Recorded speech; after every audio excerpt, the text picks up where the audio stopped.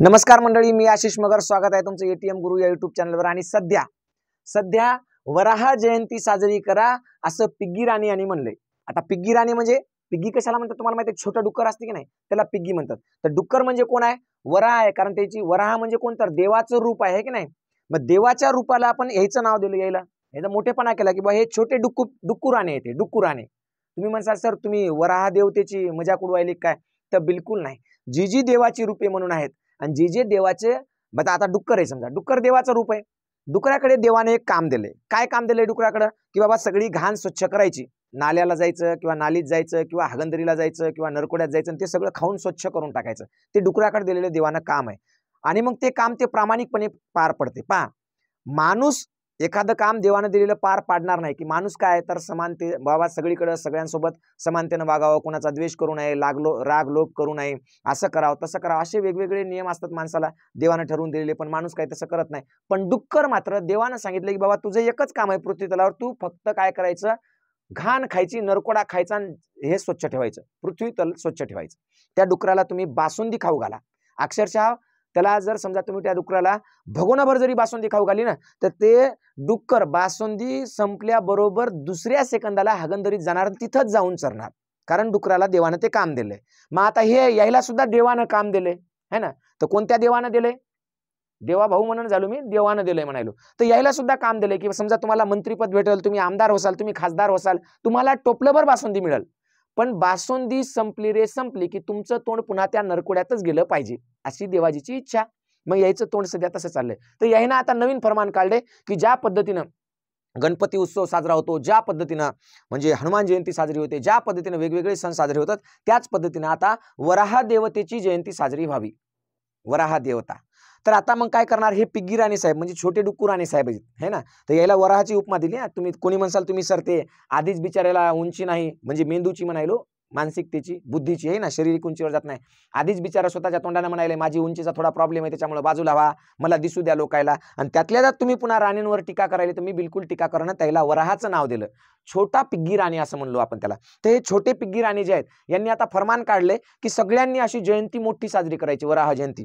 तर वराह जयंती करताना काय करायचं? तर असं जे नरकोडा बिरकोडा नाल्या फिल्यामध्ये हे तर डुकरं, हे सगळे डुकरं एकत्र आणायचे, असे छानपैकी यायला धुवायचं, स्वच्छ करायचं आणि मग यायला हळद कुकू लावून यायचं, पूजन सगळं करायचं. नागपंचमीच्या दिवशी जातो ना आपण वारुळ पूजायला, तसं आता गावागावातल्या तरुणांनी हागंदरीला जायचं.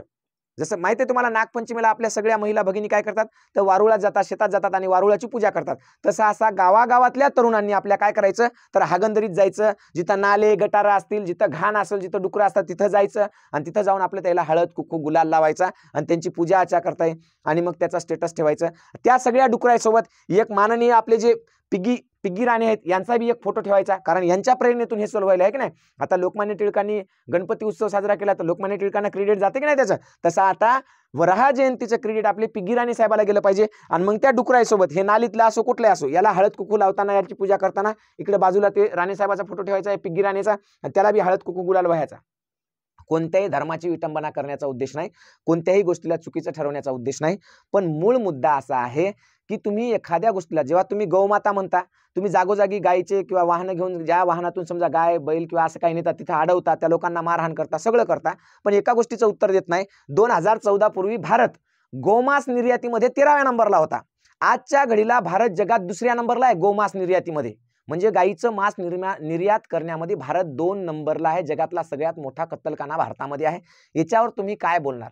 उद्या समजा तुम्ही याला वराह जयंती म्हणणार, याला देव साबित करणार, मग जी वडार समाजाची आहेत किंवा इतर बरेच लोक जे आहेत की जे म्हणजे याचा व्यवसाय करतात, म्हणजे वराह पालनाचा व्यवसाय करतात किंवा असं सगळ्या गोष्टी करतात, मग त्यांना तुम्ही जागोजागी कापण्यावर बंदी घालून पुन्हा ते तुमच्याच कंपनीत नेऊन पुन्हा याची बी निर्यात तुम्हालाच मोठी करायची का? याच्या मागे नेमकं काय षडयंत्र आहे? की तुम्हाला 2 धर्मामध्ये तेढ निर्माण करायचं? की याच्या पुढे जाऊन सांगतो आणखीन की हे सगळं करत असताना नितेश राणे साहेब, तुम्ही स्वतः एवढे मोठे मंत्री झालात, राज्यमंत्री आहेत, तुम्हाला लाज वाटते का एखाद्या वेळेस विद्यार्थ्यांना असं सांगायला की बाबा तुम्ही MPSCचा अभ्यास करा, UPSCचा अभ्यास करा, तुम्ही पोलीस भरतीचा अभ्यास करा, तलाठी भरतीचा अभ्यास करा, तुम्ही तुमचं करिअर चांगलं निवडा, तुम्ही भविष्य चांगलं निवडा, आम्ही सरकारी नोकऱ्या देतो त्या तुम्ही मिळवा, त्याच्यातून तुमच्या कुटुंबाचा, गावाचा, देशाचा, राज्याचा विकास करा, असं काही तुमच्या डोक्यात येत नाही का? म्हणजे डुक्कर जे खाते है ना, बिदाडीला जाऊन जे चरतंय तेच तुमच्या डोक्यात भरलंय का सगळं?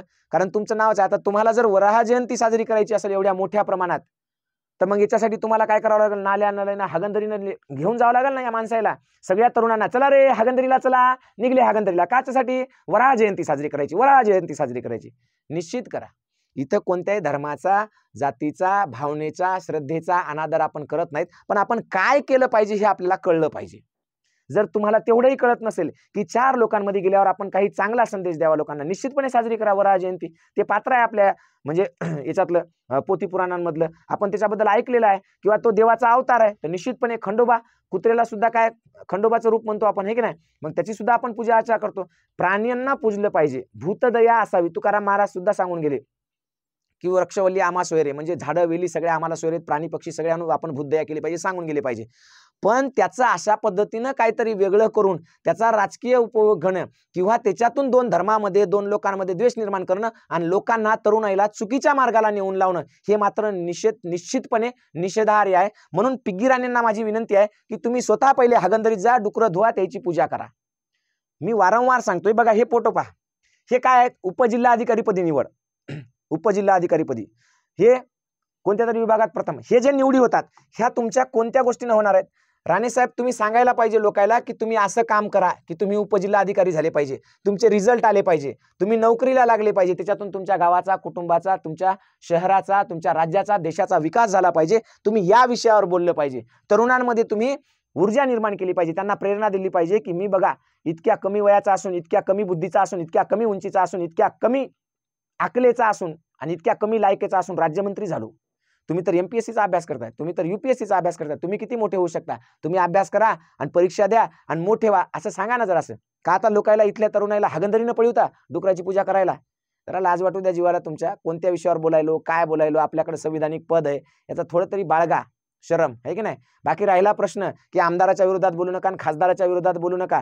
जे मानवतेच्या विरोधात बोलतात, जे इथल्या तरुणाईच्या, गोरगरिबीच्या विरोधात म्हणजे या गोरगरीब लोकांच्या जखमेवर मीठ चोळतात आणि त्यांना नाही त्या गोष्टीत गुंतवतात, त्याच्या विरोधात आपला आवाज कायम असाच राहणार, याच्यात काही शंका नाही. तर डुक्कू राणेला, है ना, पिग्गी राणेला आपली कळकळीची विनंती आहे की राणेसाहेब, निश्चितपणे तुम्ही ही वराह जयंती साजरी करायला हागंदरीने हिंडा, आमचं काही म्हणणं नाही. तुमच्या कपड्यावर मागून काय उडालं त्याला आम्ही जबाबदार नाही.